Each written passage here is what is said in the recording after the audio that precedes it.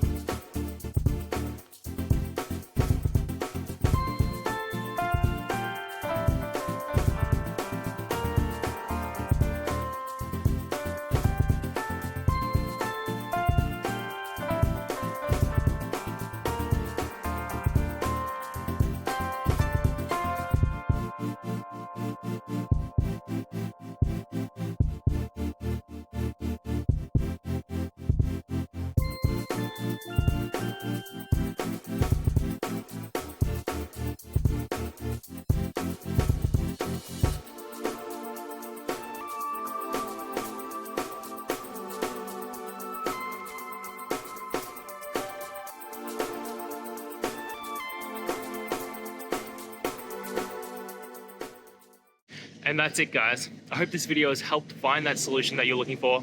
And if it did, please hit the subscribe button. I'd really appreciate it. Now, until the next time that you need technical help, I hope you have a good one.